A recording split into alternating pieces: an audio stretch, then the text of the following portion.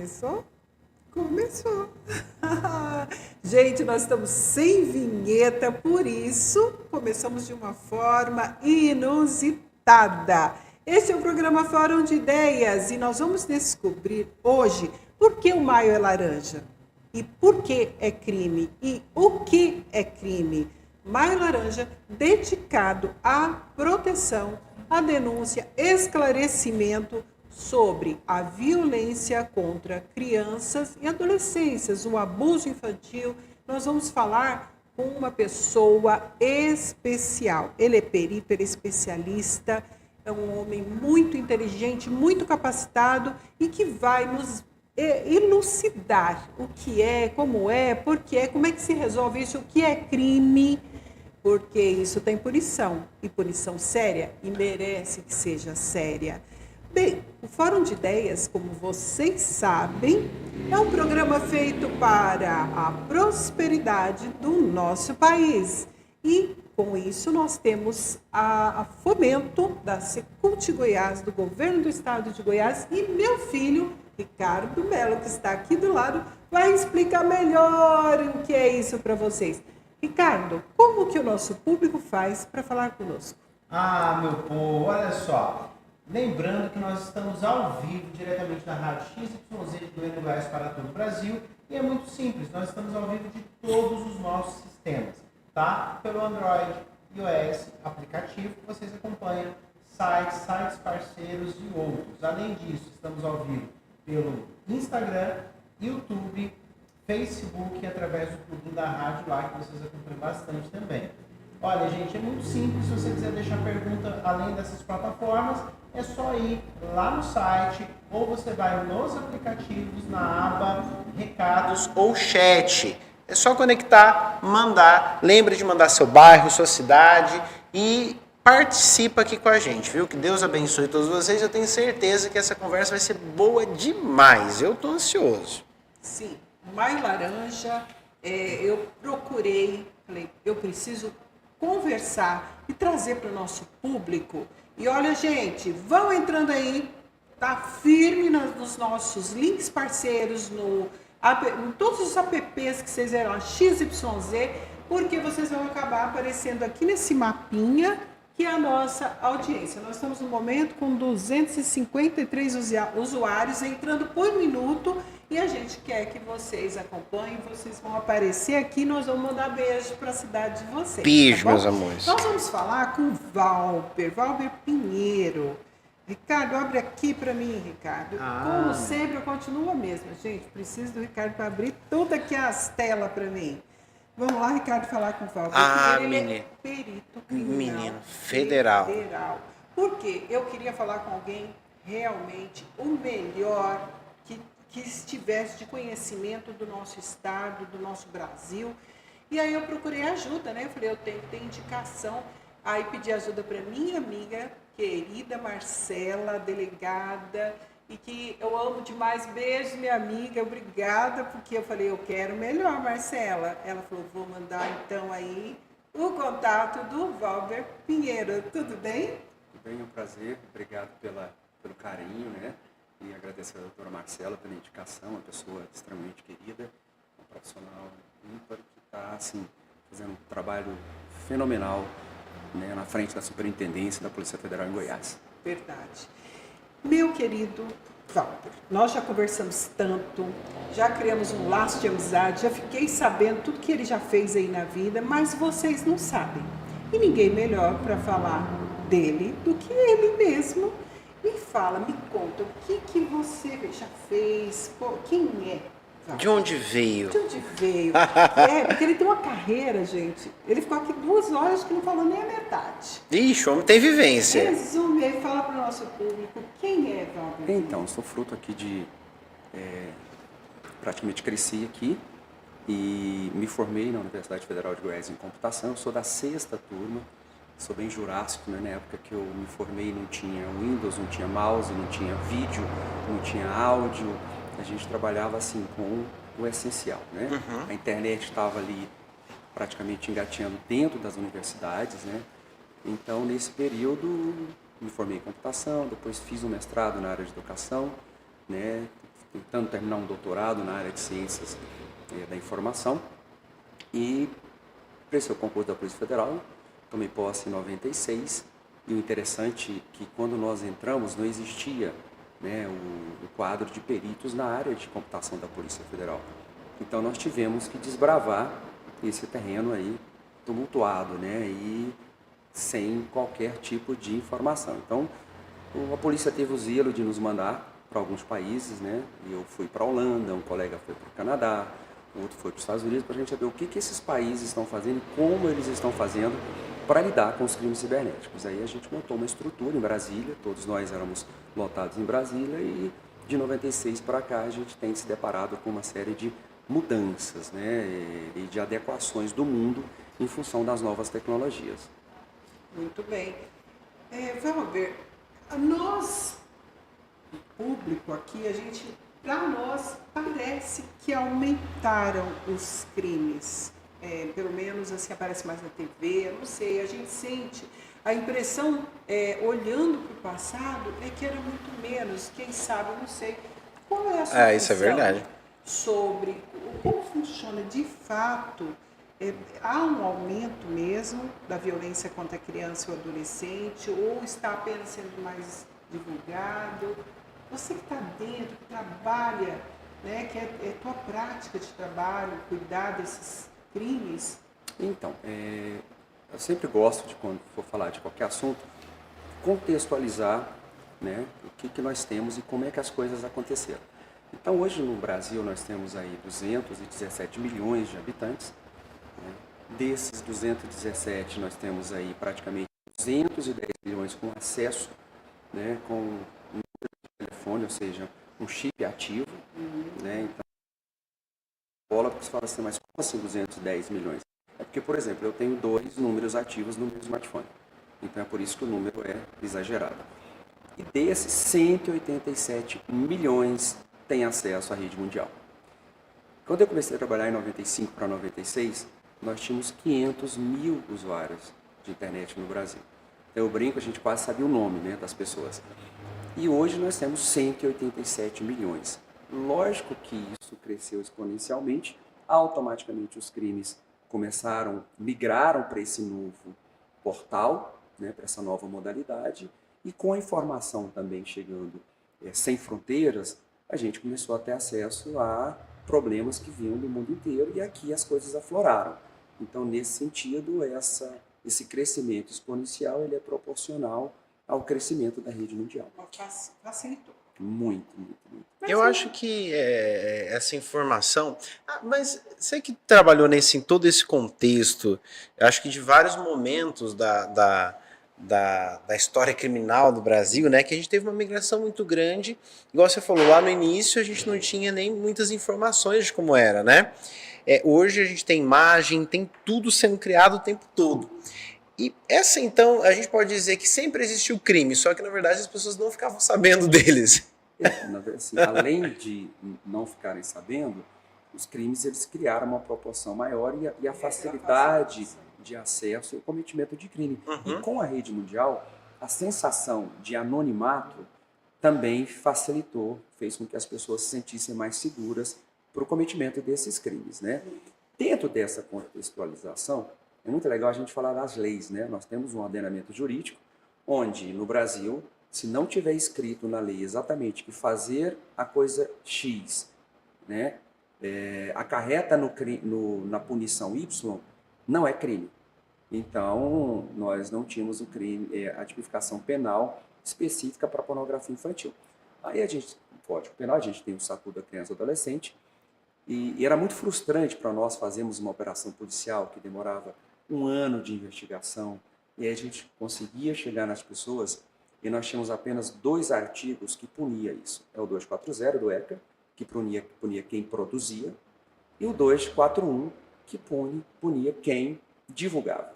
As penas de 1 a 4 anos, ninguém fica preso no Brasil com penas menores de 8 anos, né? Ou seja, tem uma composição aí. Uhum. Então era muito frustrante para nós. A polícia se sentia assim, praticamente desamparada juridicamente. No decorrer, a gente conseguiu fomentar com o governo, né, com o legislador, falando, cara, nós precisamos melhorar isso. Então fez algumas audiências públicas. Em 2003 teve uma reformulaçãozinha, melhoramos a quantidade de tempo, mas em 2008 veio a virada de chave. O que acontece? Nós fazíamos uma operação policial, encontrávamos o material, né, nas mídias do indiciado, né, do investigado, só que não existia flagrante. Por quê? Porque ter posse desse material não era crime. Então você fala, caramba, mas espera aí, então vamos punir quem tem esse material, porque não se justifica você ter no seu smartphone, no seu computador, pornografia infantil. Nada justifica. Aí nós conseguimos, com audiências públicas, em 2008, o artigo 241 foi subdividido em 5 subartigos, e um deles é fantástico.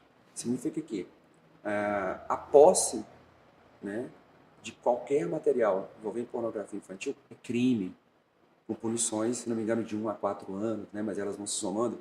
Então aí sim, aí ficou legal. E aí a gente teve uma coisa interessante que é o flagrante.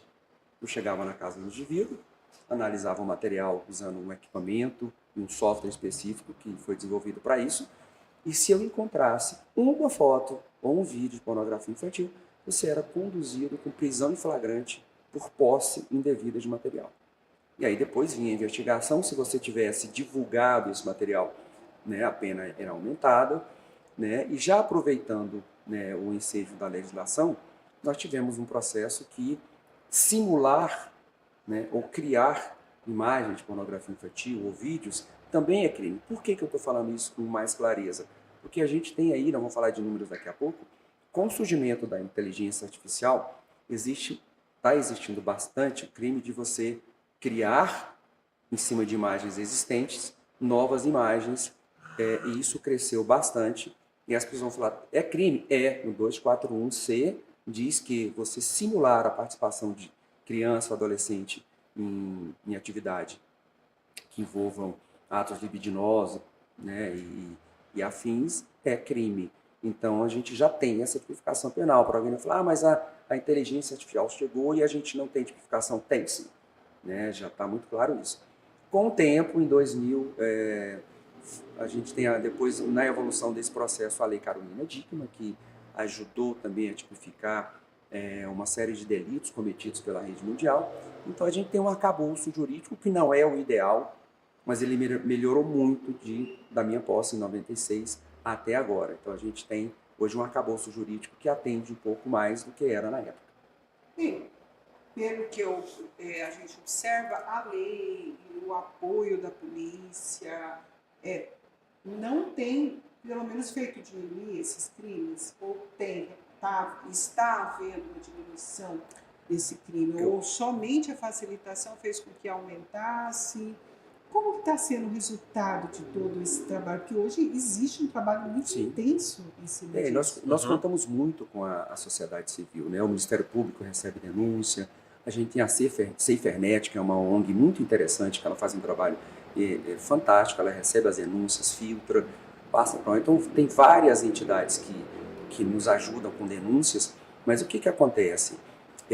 A mesma forma como a gente tem atuado, né, nesse processo todo de inibição e de punição, surgiu vários fatores que fizeram com que aumentasse. Primeiro, para eu conseguir um vídeo de pornografia infantil, antigamente eu tinha que ter uma câmera filmadora, né? E aí nem todo mundo tinha acesso, então era muito mais complicado, né? Hoje você tem um smartphone, ele faz tudo, ele filma com qualidade de cinema. Então as pessoas têm na palma da mão um objeto incrível que permite lhe fazer coisas boas e coisas ruins. Então essa coisa do exponencial veio com acesso à informação, com acesso à tecnologia e com a divulgação através da rede mundial. E aí você tem uma série de outros fatores. A gente tem aí a Deep Web, que não é uma coisa complicada, ela simplesmente é uma internet que não está indexada, só que dentro da Deep Web a gente tem a coisa ruim, que é a Dark Web. Então lá você tem gente divulgando tudo que você imaginar na vida tem na Dark Web. Nossa. E aí também vários outros dispositivos de comunicação. Está todo mundo aí reclamando do Discord, né? Que é uma plataforma de comunicação de dados, de voz sobre IP, e que permite você criar comunidades. Isso foi criado para facilitar a comunicação de gamers. Então lá você pode se cadastrar acima de 13 anos. Só que as pessoas burlam, não dá para você verificar com clareza a idade das pessoas, mas virou um antro de predadores sexuais, porque a faixa etária de utilização do Discord é muito baixa. Ou seja, então, o povo fica lá dentro, monitorando e caçando ali. São predadores. Que horrível. Né? E esses predadores têm técnicas específicas. Às vezes você pega, a gente já pegou casos em que um predador desse ficou 9 meses, 1 ano conversando com a criança, adquirindo a confiança, fazendo um papel que às vezes a família não faz por falta de tempo, por uma série de outros valores, e a pessoa acaba virando aquele amigão, aquela pessoa que dá o apoio. Então os predadores ele têm tática, tem método e tem tempo para poder ir atrás digamos assim, dessas crianças. Que horrível. Mas eu até quero também, Valber, que nós, né, a gente, o que é realmente considerado crime? Tudo que envolver um adulto e crianças ou adolescentes, e até que idade isso é considerado? Sim. Então, o que acontece? A gente, até um tempo atrás, antes da Lei Carolina Dickmann, de umas modificações do próprio ECA, o que era considerado ato libidinoso. Né? Então, às vezes, a gente encontrava no material apreendido fotos de crianças de biquíni. Aí falou, de biquíni, então não é considerado um ato libidinoso. Aí, em 2016, uma ministra do STJ, Maria Tereza, fantástica, ela entendeu o seguinte, não, a interpretação está errada. Criança não tem que estar de qualquer imagem de criança em exposição é considerado crime. Me perguntaram. Sim, dança sensual. Então, assim, mudou muito. Então, se a gente pegar, desde que ele esteja, que tem uma conotação sexual. Quem permite sua mãe ou pai tem algum tipo de punição? É porque existe uma certa subjetividade nesse processo. Então, como é que você vai dizer que o pai e a mamãe está sensualizando o filho para fins libidinosos? Às vezes por desinformação, por questões culturais, então tem que ter muito cuidado na hora de você julgar dessa forma. Mas vamos na primeira pergunta. Qualquer ato libidinoso envolvendo criança ou adolescente é crime. Né? Agora, por que, por exemplo, a gente tem um zelo? As plataformas, elas têm um algoritmo, um programa, que ela vai verificando. Então, a gente teve um ator da Globo um tempo atrás, que ele estava com uma foto com a criança e o Facebook tirou essa foto automaticamente. Ele reclamou, foi para a mídia. Aí a gente tem que entender o seguinte, isso é um processo de proteção. Por isso que eu recomendo, olha, vou pôr foto dos meus filhos, aí se eles estão peladinhos, só de calcinha, são crianças, você põe aqueles patinhos, né? Você põe um emojizinho em cima das partes íntimas, porque mesmo sendo criança, normalmente não cai isso, porque as plataformas verificam, né? Mas elas não têm condições de verificar comunidades. E é uma coisa tão estranha essa questão da internet, né? Porque ao mesmo tempo que a tecnologia avança, as pessoas também, os ditos predadores, avançam também na mesma proporção, né? E é por isso que é tão importante a gente estar aqui no Fórum de Ideias, dando realmente, a gente vai falar sobre mais temas assim, mas como você pode fazer para proteger seus filhos e até propagar essa proteção, porque como foi dito aqui, às vezes por desinformação acaba expondo uma criança, um adolescente a casos como esse. Uma coisa que choca muito quando a gente vai falar é que quando a gente diz assim que pedofilia não é crime, as pessoas pulam da cadeira e ficam loucas, né? A pedofilia, ela em si não é um crime, ela é uma doença, ela é a Organização Mundial de Saúde, ela tem um CID para pedofilia. O que é o crime? É o ato do pedófilo, né, em contato com criança e adolescente. Então, isso tem que ficar muito claro. E a forma de lidar com isso, né, de proteção, eu digo que é a mesma forma que os nossos avós nos cuidavam de nós, ou seja, verificando, eu vou dormir na casa de um amigo. Quem é um amigo? Eu vou junto para olhar. Eu mexo na mochila do meu filho, adolescente, é um direito. Eu tenho os controles parentais, ou seja, o grupo Google tem o Family Link, que é um controle parental, a Apple tem o Kids 360. Então, o que é isso? Por exemplo, os meus filhos têm tela, né? Eles usam de uma forma controlada, mas eles não têm o YouTube, eles só têm o YouTube Kids, eu não tenho o TikTok. Então, todos os aplicativos que você não tem como controlar, né, a idade dos usuários, a recomendação é não tê-los. E os que eu vou colocar? Esse controle parental faz com que o aplicativo só seja baixado se o pai autorizar. Uhum. Então, você está olhando porque seu filho está brincando, aparece um aplicativo e ele vai baixar. De repente, pode ser um aplicativo com algumas segundas intenções. Aí, o aplicativo, esse controle parental, diz para você que seu filho está tentando baixar o aplicativo e tal, aí você nega ou permite. Então, tem várias formas de você controlar. Eu digo que, sem querer ser repetitivo, o que nós fazemos no mundo real tem que ser feito no mundo virtual. Então, assim, esses controles parentais permitem que você controle depois quais as páginas que foram acessadas, né? Ou seja, aí você vai perguntar para mim, poxa, e aonde entra a privacidade? Eu acho que criança não tem privacidade. Pode ser trucidado na rede, mas eu acho que enquanto você está ali cuidando e até uma certa idade, a privacidade ela é relativa. Né? Então, você tem que ter um controle total do que eles fazem, do que eles veem, para que você possa saber, até mesmo para a própria formação, né, de qual informação que está chegando a eles. É uma informação positiva, não é? Então, acho que esse controle é fundamental para que você saiba e evite esse problema. Meu filho tem um WhatsApp? Perfeito. Olha as conversas todo dia. Todo dia, no final do dia, até tempo em tempo, analisa. Olhando já é complicado, já é né? complicado. Já é muito complicado esse controle. Eu entendo que seja complicado. Mas eu mesma sou da seguinte opinião. Se você não é, pode mandar para cá sua bronca. Eu criei os meus filhos assim. Os meus filhos nunca dormiram longe de mim. Sempre debaixo do meu olhar. Minha mãe tinha um ditado antigo que dizia que a lã no pés é o carneiro. Minha mãe falava. Então, eu acho, acredito, deu certo para minha família. É controle, é vigilância, é debaixo do olhar dos pais. Mas eu trabalho. Sempre tem um modo de você, já que vocês têm filhos, ou pessoas, às vezes é um sobrinho que você é responsável, não tem desculpa, gente. Tem que olhar, acabou. Que jeito você vai fazer? Você vai criar um jeito. Você vai buscar uma solução para a tua vida. Mas se você tem criança ou adolescente sob sua responsabilidade, você tem que olhar. Ponto, acabou. Tem que vigiar.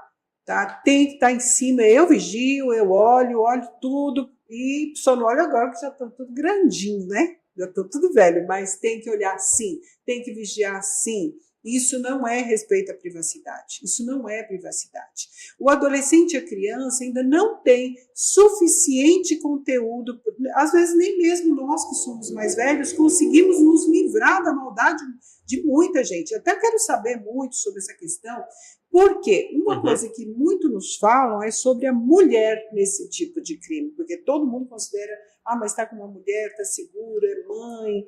Eu quero saber. Não é só. É um crime mais. É um crime mais masculino, ou tem muitas mulheres, porque. Eu quero também uma opinião. Sim. Porque olha só, gente. Foi notícia. Sempre aparece uma notícia ou outra sobre o tema. Não podemos esquecer. Já a gente vai responder essas perguntas. Viu? Vocês tenham paciência. Vai enviando, meu povo. Pode ir enviando e vamos seguindo. Mas, olha só. Qual que você acha que é a percepção na vida também, às vezes, de um menino, né, de um jovem que passou, às vezes, por uma questão de ser, às vezes, molestado por uma mulher? A gente vê uma notícia, né, apareceu aí nas redes, né, nas mídias, e foi uma coisa muito interessante, porque nos comentários de baixo, foi até o caso de uma professora nos Estados Unidos, e quando a gente puxava os comentários, a gente tinha apoio das coisas ali, dizendo que queria que acontecesse. Na minha época de escola não Na minha época de escola não acontecia isso. Você acha que o impacto no psicológico da criança é o mesmo? Né? Comenta essa questão, não sei se deu para entender a pergunta. Olha só, realmente é um crime eminentemente masculino, né? Independente se é com menino ou com menina, mas é eminentemente masculino. A gente tem estatisticamente, muito menos mulheres cometendo esse crime. E o problema que a gente tem é que a sociedade ela é eminentemente machista, né? Então, às vezes, as pessoas acham aquilo interessante, o pai fala assim, poxa, é o meu filho, né? Que interessante que ele tenha uma relação prematura e fica feliz. Olha só. Então, Ainda fica tem essa feliz entre concepção. aspas, né? Então, assim, é o que você mesmo falou. A sociedade ela é mais permissiva, né? No contrário. Então, assim, estatisticamente eu não tenho dados específicos, mas é infinitamente menor a quantidade de mulheres praticando pornografia infantil, ou contato Em todos esses anos, O eu que acredito não que... impede que tenha. Em todos esses anos, mas é interessante a gente falar, não impede que tenha, mas você acha que em todos esses anos de trabalho, de acompanhando, já teve casos que chegou a essas pessoas sendo uma predadora? nos meus 27 anos, nenhum. Olha só. Por isso que eu falo que estatisticamente, às vezes pode ter acontecido, mas a informação ela é camuflada, ela é velada em função dessa percepção de uma sociedade machista de que o menino, tendo uma relação com uma mulher, ela não é mal vista como o contrário. Entendi. Né? Então, é uma questão cultural, né? Quase no mundo inteiro, de que não é um problema, entre aspas. Não estou dizendo que não seja, estou dizendo que culturalmente É uma análise da cultura que as tem aí. pessoas são mais permissivas, né, de uma relação de uma criança, de um adolescente com uma mulher mais velha do que o contrário. Bem, como nós temos uma vivência dentro de proteção à mulher e às crianças, nós temos observado que mesmo crianças sofrem abuso desde a infância de babás, de parentes que cuidam, mulheres. Então, não é porque é mulher. Tem que olhar assim. O crime habita a mente humana. Então, na minha opinião, até por experiência dentro do social, tem muita coisa acontecendo. Tem muita mulher. Mas eu quem acho sabe não tem essa conclusão, não é? Eu acho que uma análise que foi feita muito interessante, olha só, hein? Isso daí foi uma coisa importantíssima que a gente está falando aqui. A gente tem que analisar porque é um fator cultural, mas que deve ser observado. E que não pode. Só uma outra coisa que assim, Forte é extremamente complicado falar sobre isso é a questão cultural. Quando você vai para o norte do país, como tem o escândalo da Ilha de Marajó, onde os próprios pais oferecem seus filhos menores de idade, que é uma forma de ganhar dinheiro, isso é um absurdo. Mas culturalmente para eles, existe uma certa normalidade cultural para eles. Eu acho que o combate seria essas pessoas não terem acesso e essas famílias terem uma rentabilidade sem precisar prostituir os seus filhos. Você tem cidades do interior do norte, no Amazonas, que é cultural você praticamente vender sua filha, né? A gente teve casos aí. Uma coisa que melhorou também é o seguinte, até eu não me recordo a data da mudança, a forma que você extinguia a sua punição por ter uma relação com uma menor era casando com ela. Então a gente tem vários casos de pessoas mais velhas, um político do interior, que acabou casando com a menina e extinguia a punibilidade. Isso foi reformado, a lei diz o seguinte, não, independente de você casar com ela, mas se a idade for X, ainda é considerado. A gente está avançando bastante nisso, né? Tá, não é na velocidade que a gente gostaria, mas o legislador acaba tendo uma certa preocupação, né? Infelizmente, tem muita gente dessa área que, culturalmente falando, dessas regiões, acabam tendo uma certa normalidade, né? E eu acho que o poder público tinha que agir um pouco mais de rigidez em cima da não oferta e de não acesso a essas pessoas, né? E criando uma outra forma, né, dessas famílias terem uma fonte de renda sem precisar prostituir seus filhos. É um problema social também, né?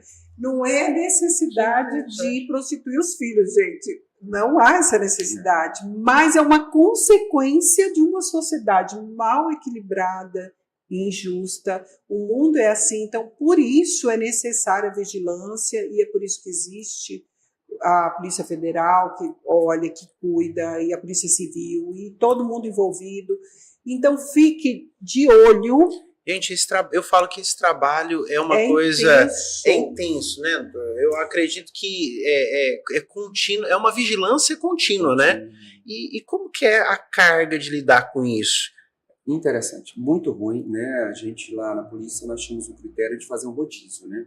Então, se você tem 6 colegas que trabalham na área, eles iam fazendo pornografia infantil, girava, para você não ficar fazendo só aquilo, porque é muito ruim ficar olhando aquilo. Principalmente quando envolve criança, Tá. né? E aí, quando você vira pai, fica pior ainda, porque Uhum. não tem como você não olhar para aquilo e não transpor. Acho que chega a ser desesperador, né? Desagradável, assim, a gente vê coisas com bebês, né, Pavorosas. com bebês, assim, são imagens, é um lixo mental Uhum. que fica na mente da gente, que você tem que ter essa capacidade de, né, não deixar aquilo afetar. Uhum. Mas não é legal, não é bom, é desagradável, né? Tipo, assim, é um tipo da informação que gostaria de não ter visto, né? Uhum. Mas alguém tem que fazer. Mas e de certo tempo a gente tem assistência social, perguntar, tá tudo bem?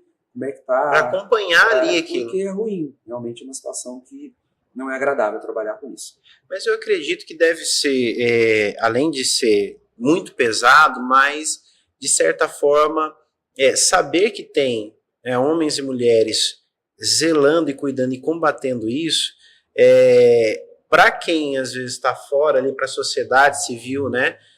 A gente tem que sentir orgulho desses policiais, desses peritos, dessas pessoas que estão ali, porque, veja bem, não é fácil. Né? E até quero deixar um adendo aqui para todos os nossos ouvintes. Olha que importante saber, muitas pessoas não sabem que esse serviço é feito. E eu posso acrescentar? Por favor. As pessoas perguntam assim, cara, vocês ficam lá na internet verificando os conteúdos? Não, nós não fazemos isso. Mas a gente tem um robô que faz isso. Uhum. Então a gente tem programas de computador desenvolvido para ficar vasculhando a rede mundial atrás de pornografia infantil. Aí você vai perguntar, mas como é que faz isso? Porque como é que o programa vai ver? O que a gente faz? Nós temos uma base de dados mundial, uhum. onde nós temos o que é um hash de um arquivo, né? Todo arquivo, seja ele imagem, texto, ele tem uma assinatura digital, que é como se fosse uma digital de uma pessoa. Uhum. Então, a gente tem uma base de dados de milhões de imagens que são de pornografia infantil, uhum. que a gente já sabe que é, e aí o programinha gera aquela cadeia de caracteres.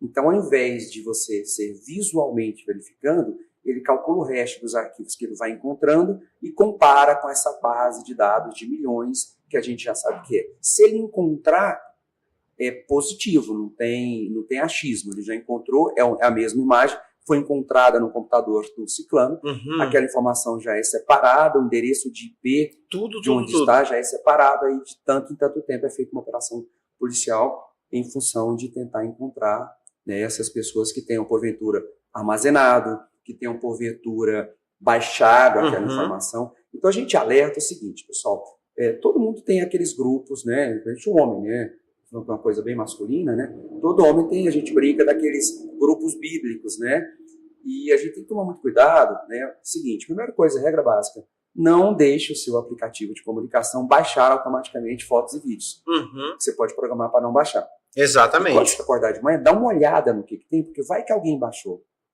colocou no grupo um monte de imagem de pornografia infantil, você não viu, aí você está virando a esquina, você é abordado por uma operação policial normal, uma blitz. Seu aparelho foi apreendido, e se tiver pornografia lá dentro, não tem como explicar. Uhum. Aí você vê o que eu faço? Eu apago imediatamente. Automaticamente. Aí você vai falar assim, poxa, mas a polícia não consegue recuperar informações apagadas? Sim, consegue. Mas se ele vê que a informação estava apagada, você tem um atenuante, de repente falar, eu recebi e imediatamente apaguei e não passei para ninguém.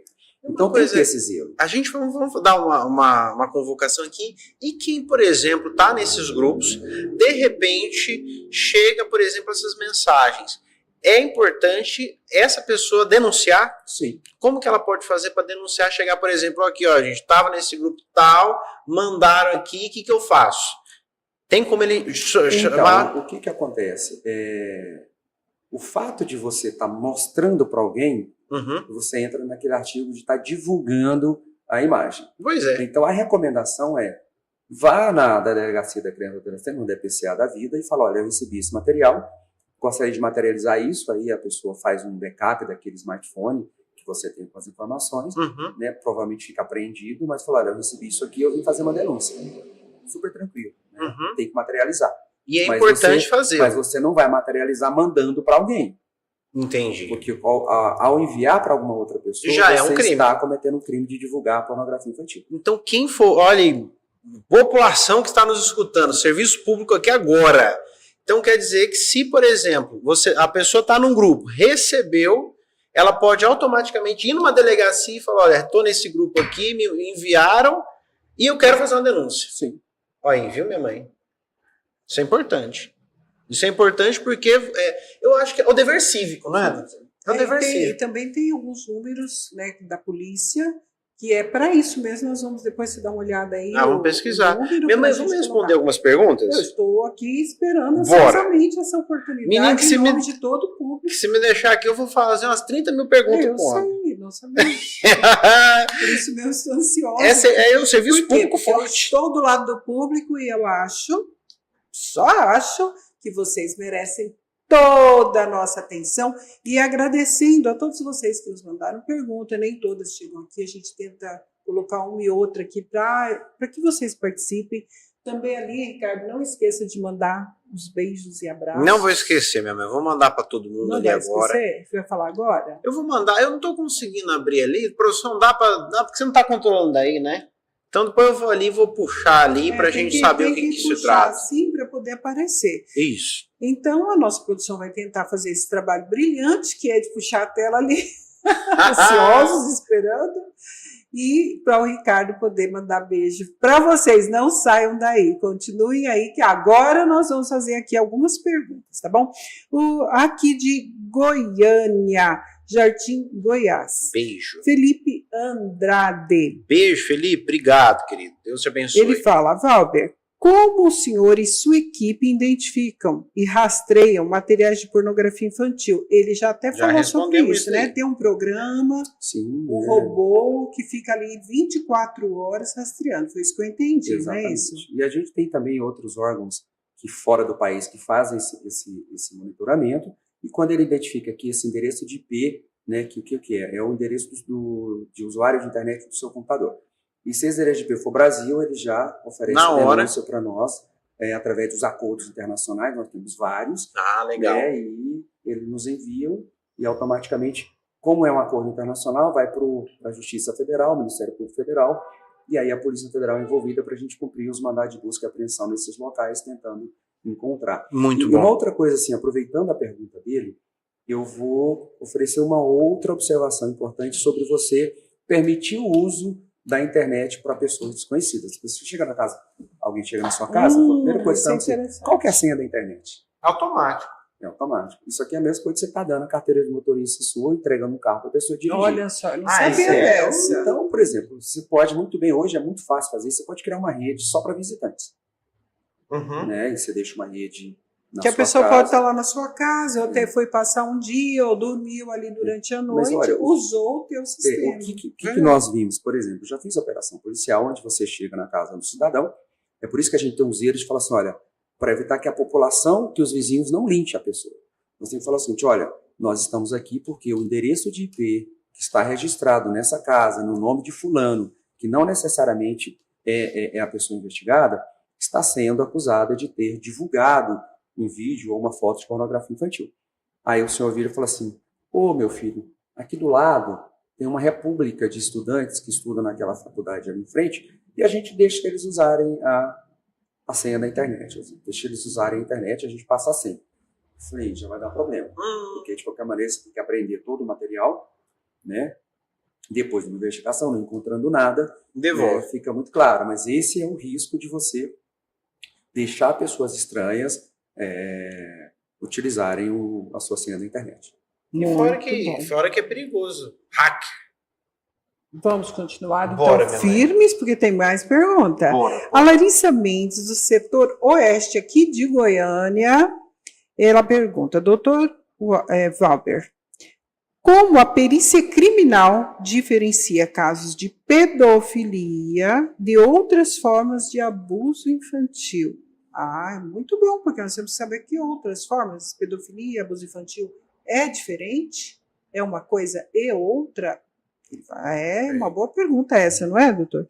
E aí diz assim, existem sinais específicos que ajudam a identificar esses crimes? Obrigado, querido. Deus te abençoe pela sua pergunta, viu? A Importante gente isso aí. estava falando do Mendes. processo de observar, né? Eu acho que comportamento, né? Eu acho que toda criança que está tendo alguma diversidade, ela muda o seu comportamento. Então, eu sou pai velho, né? Então, assim, você observa o tempo inteiro, meu filho está triste. Por que ele está triste? Né? Então, o comportamento, ele você convive com uma pessoa todos os dias, você sabe que o seu comportamento dele mudou ou não. Esse é o primeiro sinal. E eu vou falar uma coisa meio absurda, mas assim, eu tenho amigos que o filhinho, a mãe é paranoica, o filhinho chega em casa, a primeira coisa que faz é verificar o corpinho. Passou o dia numa viagem da escola, num evento onde ela não tinha um controle absoluto, vai nas partes ímpares e verifica. Desculpa, é um absurdo falar isso. Não, é seu filho, né? Pequeno, não custa nada você. Vou dar banho, dá uma olhadinha se está tudo bem, ver o comportamento, se a criança tem algum tipo de dor, ou se ela Tá tem um com receio, pânico ali. ou no receio de encostar em alguma parte. E aquele ensino básico, olha, ninguém pode encostar em você, ninguém pode pôr a mão aqui. A gente não beija na boca de adulto, criança não beija. Né? Tudo bem, tem uns pais que dão selinho, opção de cada um deles, mas criança não beija. Eu concordo. Eu falo para os meus o tempo inteiro, a gente não beija na boca de adulto e de ninguém. Criança não namora. Criança não beija. Por quê? Porque você vai criando uma cultura da pessoa ter essa visão. Mas voltando à pergunta, comportamento e verificação física. Muito Qual a importante. diferença, doutor, sobre aqui? Existe diferença entre a pedofilia e abuso Então, infantil? uma coisa complementa a outra, né? Ou seja, porque normalmente toda criança que, se ela foi abusada, né, aquilo ali é uma pornografia infantil com o agravante do abuso. Então, normalmente, as tipificações penais são colocadas de acordo com cada situação, com cada forma que as coisas aconteceram.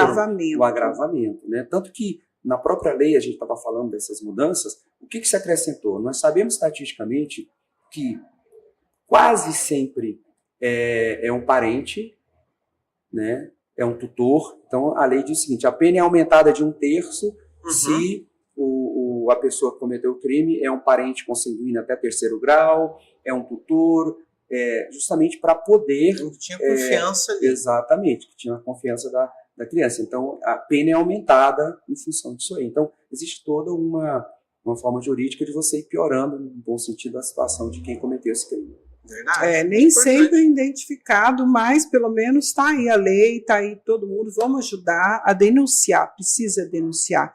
Tem dúvida, é melhor ir pela dúvida e depois ver que não é nada, viu, gente? Mas vamos denunciar. Ricardo Santos, ele mora no setor Vila Nova, aqui em Goiânia também. Ricardo, obrigado. Doutor, o que você diria para os pais preocupados com a segurança de seus filhos na internet? Quais são as principais medidas preventivas? Inclusive, o doutor já falou sobre isso também, tá? Que ela pergunta, quais são as principais para proteger as crianças de predadores? A mais importante é evitar ao máximo, né, o uso de telas, né, que são os tablets, né, mas isso é quase inviável porque hoje em dia não dá. Você fala até assim, os bebês estão com eu celular. vou Os bebês estão com o celular olhando. olhando. Pais, eu ponho lá um Peppa Pig e aí a criança fica mais calma. Mas eu acho que eu falei mais cedo sobre os controles parentais, né, que tem o Family Link do Google, da Google Store, você tem o Kids 360 da Apple. Então, o primeiro controle básico é você ter o controle total do que a criança está vendo. Isso aí é fundamental. Tirar, né, das telas os aplicativos que são duvidosos, né? Falando mal, mas assim, TikTok, YouTube. Mas tem o YouTube Kids, perfeito. O YouTube Kids, quando você programa, você fala, seu filho tem de 0 a 4 anos, você coloca lá e ele pergunta quanto que é 9 vezes 8, para você saber que se você é um adulto. Aí você fala o resultado, aí ele permite que você cadastre. Aí ele só vai ter desenhos para aquela faixa etária. não vai aparecer no meio de um desenho uma propaganda de algo duvidoso. Então, esse controle é básico. Então, e foi crescendo controle. Tem uma série de aplicativos que você instala para você ver o histórico de navegação E zelar da disso internet, tudo. exato, e zelar disso tudo. Localizador. Eu tenho um grande amigo que foi dar um carro para a filha e falou, olha, eu te dou o carro, mas eu quero o localizador. Eu quero colocar um chip para fazer o de GPS, para localizar o seu carro. Não quero saber onde você está, só quero ter um controle para saber onde você está naquele momento. Você pode namorar, pode fazer o que quiser, mas eu só gostaria de ter esse controle. Eu falei, tudo bem. Uma forma que você tem de zelar por quem você gosta, por quem está sobre, né, a sua tutoria. Né? Que importante. Vamos continuar. Bora. Quer falar alguma coisa? Minha Ricardo? mãe, eu tenho umas Quer milhões mandar de perguntas. Beijo aqui pra Mas vou alguém? mandar um beijo, olha só. A gente não está conseguindo. Não dá pra ver em Você cima conseguiu ali. ver o acesso aí, não, né, produção? Mas olha, Mas dá pra a mais gente ou consegue menos. ver ali, porque ó, a gente está fazendo aqui, meu povo. Eu quero deixar um recado para vocês, que é o Sim. seguinte: nós estamos fazendo até as últimas configurações do nosso novo estúdio. Muita coisa vai vir. Gente, é um projeto lindíssimo que está unindo comunicação com trabalho social. Então a gente está no processo, porque sabe, vocês nos cobraram muito que queriam o retorno dos programas ao vivo. Então a gente está fazendo tudo, linkando o servidor, linkando o computador para conectar ali, conectar aqui. Bem, né, menino. Tá Mas ali, olha, mas gente, a produção aqui é forte. Ela saiu de lá da mesa de operação e veio aqui pro lado para pegar o computador. Aqui, mas olha, gente, beijo. Vamos focar, deixa só no Goiás aí. A gente tem gente, olha, de Brasília. No Brasil inteiro, né? Tem, ó, gente de Catalão, Rio Verde. Tá ali a bolinha Aparecida de Goiânia. Cadê aí? Goiânia, Já tá aí. Beijo, meus amores. E tem em todo o Brasil. Olha, obrigado, Catalão, obrigado por vocês participarem. Todo tempo está entrando novas pessoas. Que Deus abençoe todos vocês. Tudo que nós vivemos é por conta de vocês, meus amores. Obrigado por participar. E lembre-se, vai mandando suas perguntas, tá? A gente vai respondendo caso a caso aqui. Deus abençoe. E mas só mais uma do povo. Bora. Aí eu tenho uma pergunta minha também. Você quer fazer primeiro a sua? Depois. Vamos fazer logo. Primeiro, aqui. a voz Atender do o povo. povo. Voz do povo vai Não, gente, não vai dar, porque hoje devido a esses ajustes, nós entramos atrasados. Então, vocês vão tendo paciência. Eu quero agradecer a audiência que está muito boa. Beijo para Continua vocês. firme ali. Olha, muito obrigada. Porque se nós formos calcular, nós estamos há quanto tempo no ar? 40 e tantos minutos. Olha lá, e nos últimos... Uma hora, quer ver? 255 entraram por minuto. Já vai dar uma hora, já. Vou calcular isso aí, a gente mais. Muito obrigado, Goiânia, Goiás, Brasília e todo o nosso Brasil. Gente, mais uma pergunta aqui da Mariana Alves, Setor Bueno. Beijo, Mariana, que Deus te abençoe. Ela perguntou se existe alguma estratégia específica que a polícia ou os órgãos que investigam e cuidam, os policiais, para manter a sanidade mental. Então, a gente já teve situações inusitadas, né? Quando a gente fazia essas operações no início, a gente tinha um critério de falar assim, olha, na equipe vamos mandar principalmente pessoas solteiras, né? Pelo que eu falei, a gente tem filho, você viu uma situação, Soca mais. o emocional da pessoa, você não sabe a reação, né, que você vai ter. A empatia passa a ser maior. Exatamente. Né? Então, né, a gente sempre teve o zelo de tentar evitar ao máximo pessoas que têm filhos, justamente para não ter aquele lixo mental, aquele choque de estar vivenciando isso, né? Com o tempo isso não tem jeito, né? Porque você acaba precisando de todo mundo, né? Não dá para fazer toda essa separação num grupo, né? Mas a sanidade é tentar, né, deslocar. E se você sentir que está com um problema, vai no psicólogo, vai no serviço social. Tem todo um apoio para isso. Vai no serviço social, fala, olha, não estou bem, eu queria... Fala para o chefe, olha, não, eu quero ficar um tempo sem fazer isso aqui.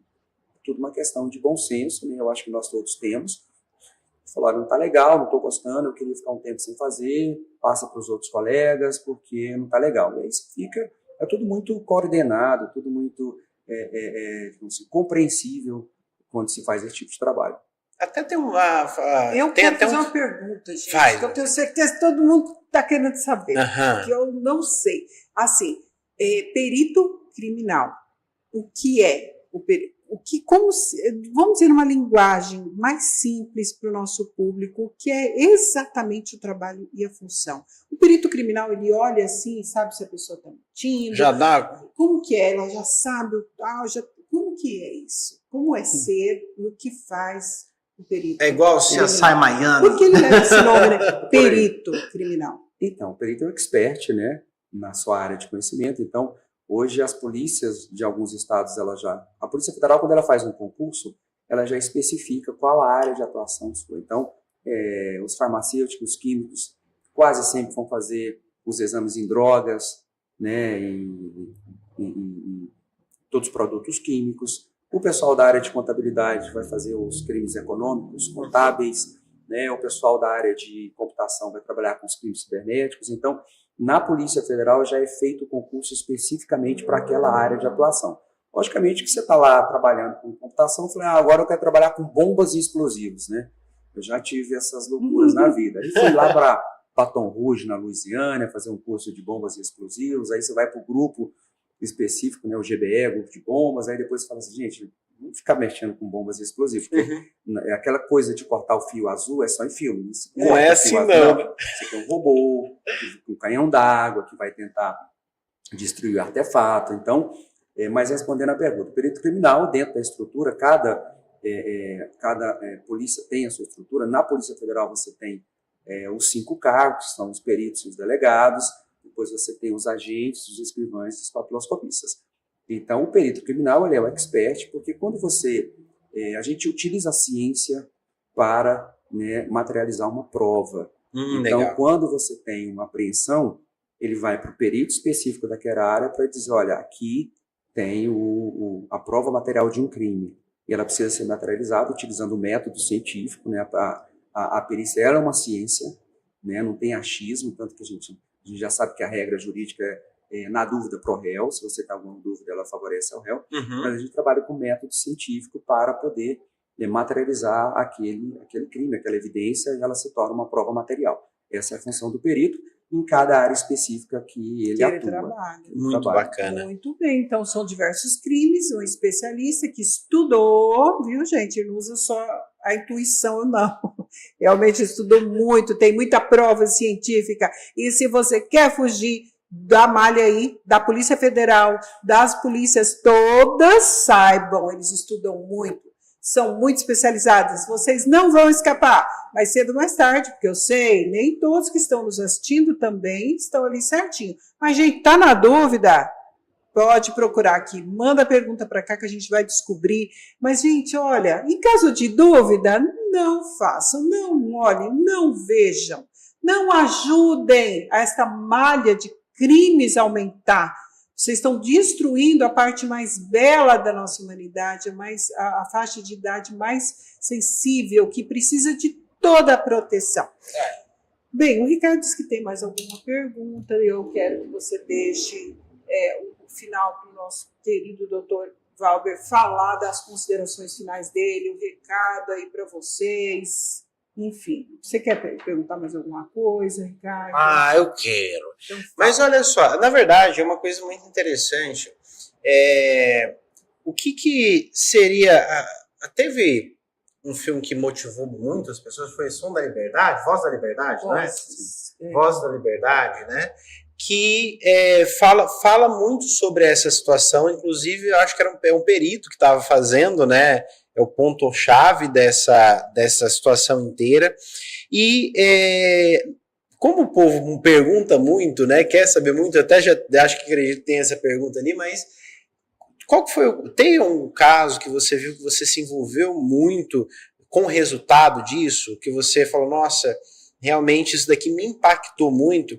É interessante falar isso porque há muitas vezes as pessoas, quando estão vivendo na sociedade, aquele filme foi muito impactante porque é algo que está acontecendo agora, né?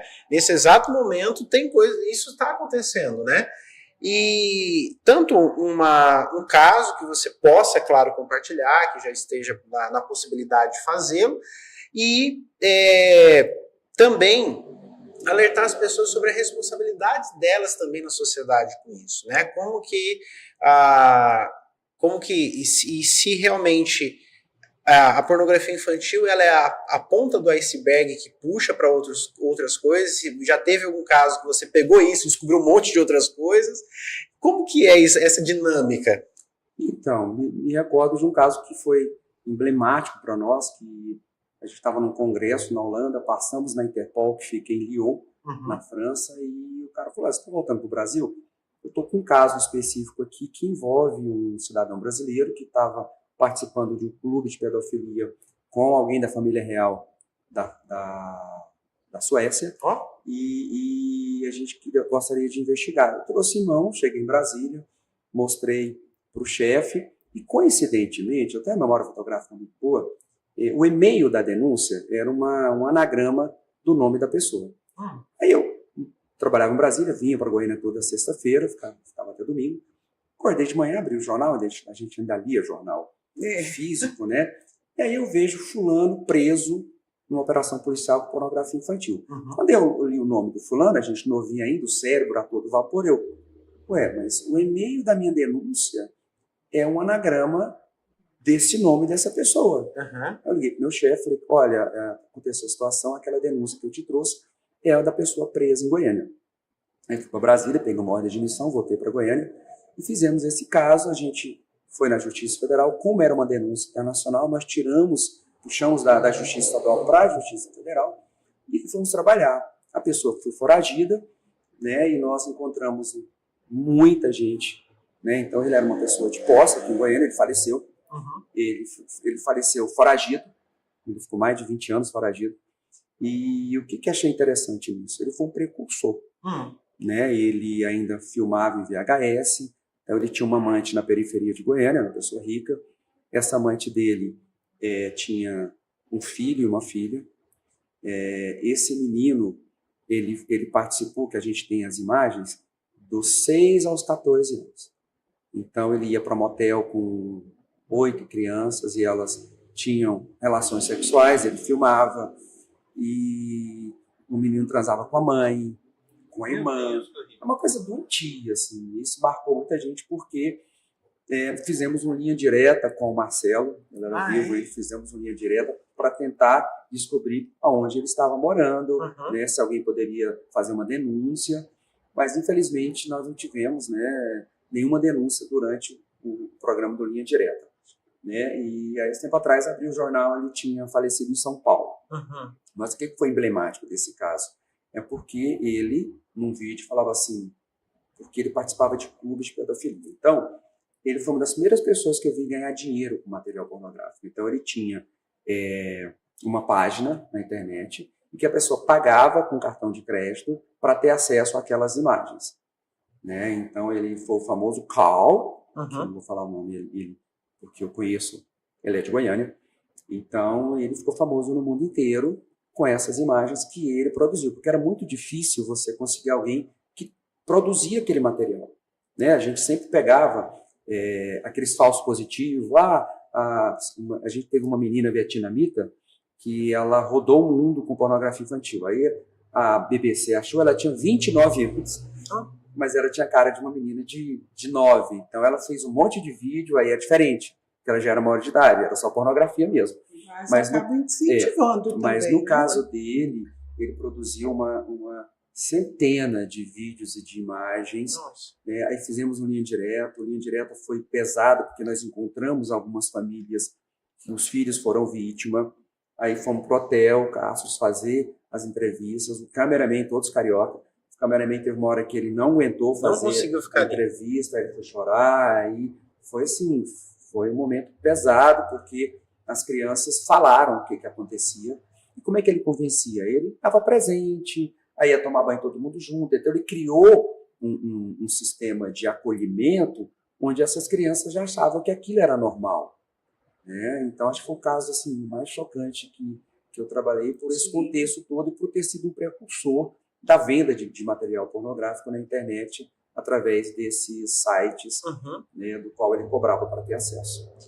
Olha, a importância da polícia para ir atrás, gente. Eu quero dizer uma coisa, a gente vai deixar para consideração final, né? Não dá consideração final, que eu vou dar a minha também, que eu já falo isso. Não, então já dê as suas considerações finais, porque nós estamos na reta final do Fórum de Ideias, e eu quero que depois de você, então, Ricardo, o Dr. Valber, ele diga o recado aí para vocês, que ele possa abrir o coração dele, falar e falar da polícia, enfim. Estou recebendo uma mensagem cifrada da nossa produção, Ricardo, que é especialista. Ah, para dar o presente da Gostico. O presente vou dar o presente daqui a pouquinho, na hora que o Ricardo fizer as suas considerações finais. Olha só, meu povo, eu quero dizer para vocês, acompanhando, né, essa entrevista, acompanhando, né, essas histórias, eu falo para você que aquele filme Voz da Liberdade, né? Eu chorei do início ao fim, fiquei chocado com aquilo lá. Falei, meu Deus do céu, o que está acontecendo no mundo? E isso é muito importante para que todos nós, você que está estudando, tenha consciência. E também eu posso dizer, às vezes a gente não vai ser impactado diretamente, não vamos ficar pensando o tempo todo nisso, mas nós devemos sim agradecer a existência de homens e mulheres, de peritos e peritas que estão ali, de policiais que estão ali sendo os olhos e zelando por isso. Eu sempre falo, a gente tem um apreço muito forte, né, minha mãe, para as forças de segurança, porque enquanto a gente pode ficar alheio da maldade humana, né, sem ter que lidar com a maldade humana, existem homens e mulheres que estão lidando com a maldade humana exatamente para afastar ele da sociedade. Então, é algo que você que está me escutando, você que está nos vendo, tem que dar todo o seu apoio e também exigir. A frase que a gente falou aqui no início é que a legislação demora, poderia estar muito além, muito mais dura, muito mais ativa nessa situação, dando mais possibilidade da polícia agir, mas não anda. Como que ela vai andar? Através de pressão popular. Sim, sim. Através de pressão popular. Então, faça essa participação. Eu vou pedir, né, minha mãe, que vamos deixar um Insta aqui Você pode passar o Instagram? Claro, claro. Deixar o Instagram. E eu acho que é assim, você tem o dever. Claro, você não vai ficar ali, às vezes, não é, digamos, a sua missão ficar lá perseguindo os criminosos, porque já tem homens e mulheres valorosos que fazem isso, mas é nosso dever dar o apoio e cobrar os políticos para que eles deem as ferramentas. Por quê? Porque se não tiver ferramenta, se não tiver legislação, às vezes você prende uma pessoa e solta. Aí olha só a frustração que dá. Mas olha, gente, eu quero agradecer, viu, doutor, essa entrevista, esse papo que a gente teve, que eu acho que é de utilidade pública, ainda mais num mês tão importante. E nós devemos proteger nossas crianças, proteger. O povo fala tanto, né? É o futuro. As crianças são o futuro. Mas se você permite que algo ruim aconteça, e logicamente tem muitos efeitos psicológicos numa criança ou adolescente que passa por isso, né, doutor? Com certeza. Então, como que você fala que o seu filho é o futuro, as crianças são o futuro do país, se você não protege as crianças? Muito bem. Essa é a minha fala. Muito bem, meu filho. Forte. Parabéns. Então, eu vou dar o presente da Gostico depois. Então, doutor Valber, eu quero agradecer muito a sua presença brilhante, os esclarecimentos. Acho que não restou dúvida em nada, nem da parte da polícia, nem do crime, e nem de como acontece. Muito feliz, muito agradecida pela sua presença e pela sua existência no nosso mundo. Esse é um presente, uma lembrança da Gostico Temperos, gente. Pimentas e temperos. Pimentas e temperos. Vou temperar a vida com Gostico. Olha aí. Obrigado. E as suas considerações finais. Então, em primeiro lugar, agradecer a oportunidade, né? Sempre bom a gente poder bater um papo descontraído a respeito dessas coisas todas que passam por as nossas vidas. Agradecer o carinho de vocês, né? O zelo de nos tratar com esse cuidado todo. Agradecer a doutora Marcela pela indicação, uma pessoa que eu tenho muito orgulho de ser amigo e de ser colega de trabalho. Ela tem dado um dinamismo diferente para a polícia nesse momento, né? Divulgando os nossos trabalhos, que às vezes a sociedade não tem muita ideia do que a gente faz. Relato que hoje a perícia da Polícia Federal é uma das 5 melhores do mundo. Nós temos um laboratório em Brasília, no Instituto Nacional de Criminalística, que nós perdemos para quase nenhum país do mundo. A gente tem um recurso tecnológico de última geração, né? Os estados são reflexos disso também, né? Então, eu acho que eu tenho muito orgulho da polícia da qual eu faço parte, né? Eu acho que o trabalho da gente é fundamental, né? Para ajudar, né? E o básico do assunto que a gente tratou é: tenha cuidado, né? Eu vou repetir aquela frase: o mundo virtual é igual ao mundo real. Então, você tem que controlar o que seu filho vê, você tem os recursos tecnológicos para isso, você tem que ter um controle de tudo que ele faz, um controle, observar o comportamento, né? Ter um controle físico também, olhar o corpo do seu filho, olhar o comportamento dele, né? Porque eu acho que ele está sobre a sua tutela, é o mínimo que você tem que fazer, é proteger, né? Uma pessoa que está no mundo frágil, né? Que não tem capacidade de autossuficiência para se proteger. Então a regra básica é ter o mesmo cuidado no mundo virtual que você tem no mundo real. Perfeito. Isso mesmo. Muito obrigada, meu filho Ricardo, pela sua companhia. Muito obrigado, doutor Valbert. Muito obrigado, doutora Marcela Rodrigues, Obrigado. superintendente da Polícia Federal, da qual o doutor Valbert faz parte. E é isso aí, gente. Estão de olho. Vão pegar vocês. Então, não faça nada errado. Não faça. Não cometam Tá com essa tendência maligna. Tá passando aí, alguém enviou, você fala, eu acho que eu vou olhar, eu acho que eu... Nem olha. E o mais Não vai. importante, denuncie. Denuncie. Tem número para denunciar? Não Por me acaso, lembro, doutor, sabe? doutor, tem. Vamos ligar para a Polícia 190, tem um número mais verdade. específico, acho que na minha página tem também. Eu vou ver aqui postei agora. lá. Você pode denunciar. Denunciando, você está ajudando a polícia. Ah, mas e se eu denuncio, vão me pegar, os bandidos vão me matar? Não, tem Denúncia tudo. anônima. Tem proteção. Tem não proteção. Às vezes Não é você pede o sigilo na denúncia, não tem problema nenhum. É para denunciar a preservado família, isso. né? Ai, mas eu não vou falar. porque Diz vai que ser- 100. Diz que 100. Denuncie. Maio Laranja, um mês que nós vamos divulgar e criar toda uma campanha de proteção, de alerta contra os crimes contra crianças, abusos de crianças e adolescentes. Não pode, é crime, você vai ser pego. Então, nem imagine, nem sonhe. É absurdo, é horrível. Graças a Deus, acima de tudo. E eu voltei, eu não falava para vocês, eu voltei. E agora nós estamos de casa nova, vai ter muita coisa boa acontecendo por esses Estamos arrumando cada vez tempos, mais. cada vez melhor. E é isso, Fórum de Ideias fica por aqui. Eu vou, mas eu volto. Beijo e tchau.